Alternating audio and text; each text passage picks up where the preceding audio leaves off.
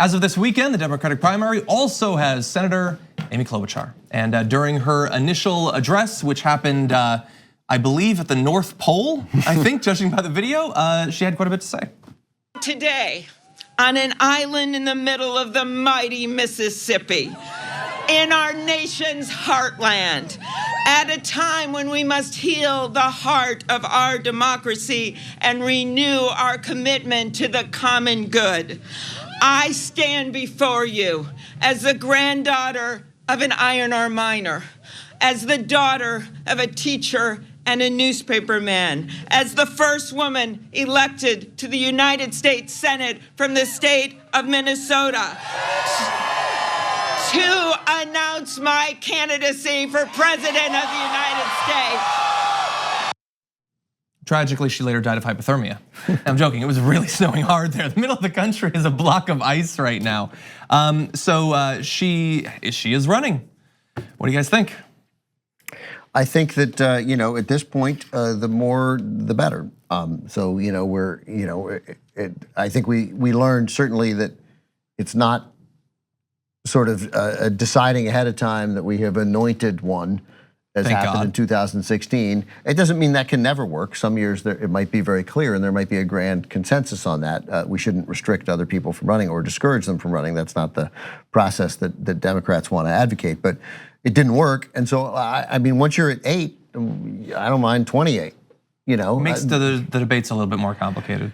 The debates we wasted more time talking about how there weren't enough, if we did 70 debates last time, all that would happen would have been fewer and fewer people would have watched the debates. It wouldn't have changed the outcome. We would have covered every single We would have covered it, oh my God. The debates are theater, the debates are sound bites. That's all that survives the debates. That's right. Not a lot of people watch the primary debates I mean, maybe in the early going they would. Again, though, just because it's a spectacle. There isn't a lot of light. It's just a lot of theater. See, I like that they can directly challenge each other. I'm curious to see how that will play out on stage. I think that they have value. I can't speak for the American people, but I don't mean to diminish the value completely. I'm just trying to say that I think that what survives is an impression you get, and maybe it's in those moments where they're challenged on policy. But in general, it's how they come across, and in the back and forth. Are they back on their heels? But the Republicans already had the problem wrong, right? To what Mark's saying, it's like we already had 12 people debating, and then they had like the smaller debate first. That didn't work. There were already too many people. So whatever it is, whether it's 28 or 8, or 28 or 11 or 12, like they're gonna have to figure out some way, like just randomly, like, hey, this debate is with you 10, and that's it. And the next debate is with another 10, and then the next debate is with another 8. And then before long, obviously, people can't keep. Some people won't be able to raise money, and they may not, and the field the herd will thin out. Yeah. So on her though, look, there's a lot of senators who are running this time, man. There's a lot of senators, and with each new one that enters, I do wonder about their ability to really differentiate themselves, especially when, like, you had the group of Harris and Booker and Gillibrand, the sort of like new progressives, the ones who want to self-identify in that way, but don't necessarily have a long track record of really voting in that way or pushing for those policies. And then you have Klobuchar, who, I mean, I would say in terms of her votes is probably not gonna be that dissimilar and isn't even making claims that she is progressive. It seems like maybe she's trying to fill the spot that like a Joe Biden would otherwise have. I think I'm honestly not sure. I was right, she sort of is, she's already touted some of her bipartisan work. And since there hasn't really been any meaningful bipartisan work in this country since like 1994, I don't know quite what she means. That's been so great. Yeah. The thing is, though, like I tweeted this earlier. Like thankfully, we are actually having substantive debates inside of the party on a number of different topics. Big debates about the future of healthcare in America, dealing with climate change, taxation, questioning some of the things that have long needed to be questioned. And I can tell you where people who've actually made plans, like I can describe AOC and the Green New Deal. I know what she believes. And even those who are not pushing their own plans, like Booker would have you believe that he supports Medicare for all. You can believe it or not, but that's what he says. On Klobuchar, I don't even know what her stance on many of these. The biggest conversations being debated right now, she's just been sort of standing in the background, while at the same time also being one of the 2 senators who swore up and down right before the midterm elections that they would finish out their term and they weren't pursuing anything else and then immediately turn around and do it. So I think that some of these are gonna be big problems in a field that is already crowded and already has candidates to appeal to a fairly wide range of political ideologies. I think you're jumping the gun on that. Like you'll find out where she stands on stuff by accident. The whole issue. I don't want to have to find out by accident. No, I don't mean by accident. I mean it'll just it'll come out. It'll come up over the transom. Like it's going to fill the space, and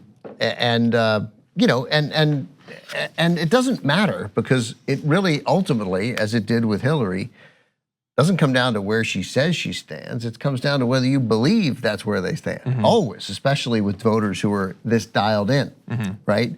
I mean, it doesn't matter whether you say. It's nice to say I support Medicare for all, and then even if you hedge because you feel like you might lose a core group of what was your constituency, like we as people here react when anyone sort of hesitates on turns Medicare for all into a Medicare expansion and health coverage for as many people as possible, right? Which would have been great 10 years ago, right? Now seems like they're backing off. I would say that doesn't mean they're not going to do Medicare for all. That means that there's a core constituency that they have that they're not willing to lose right now on Medicare for all. That's the attractiveness, without question, of Bernie Sanders, right? That he's not doing that. Well, he said it, and I think we can all safely say he's not backing off it. Yeah, that's right? what I mean. Right. Yes, the authenticity. But as much as you doubt someone who, suppose you just take Cory Booker, and I know a lot of progressives don't believe him, right? And I would say, I don't know, you're at some point is going to have to be a leap of faith. And somebody who says they're for Medicare for all may not advocate for it. And someone who has backed off of it, depending on the circumstances when they get into office, they may well advocate for it. Like these are just things these are just things they say. They are all trying to get elected. Our job is not, what they say is important, but we have to get a sense for who they are. And that's why you go through their history to learn, again, what did they care about? What mattered to them when they had what job? And then you look at little times when, hey, they didn't have to advocate for X, but they did. That's telling. That might reveal more than another thing, another item on their list of beliefs. I think Ben's making a very important point, which is that you won't learn everything through this process, regardless of learning what we do from these 30 Democrats or however many end up actually in the race. I bought myself out of my bet with Cenk. I had over 30. I guess I would have won 30. I bet there would be 30 Democrats running for president. Oh, really? And then I think I bet $50, and he said, "Do you want $15 to get out of the bet?" And I was like, "Yeah," and I just gave him $15, and that was the maybe 30. There are more every hour, but the point is, you do have to make a determination as to what they'll fight for, how they might succumb to political pressure, how they might succumb to lobbying pressure. All of these things do matter, and there is just a sense you get, I think, from the process. It's not always addressed specifically, so sometimes it's hard to know. You can also look into how they funded their campaigns. Sure, and very thankfully much for so. many of these, we do have a lot of data.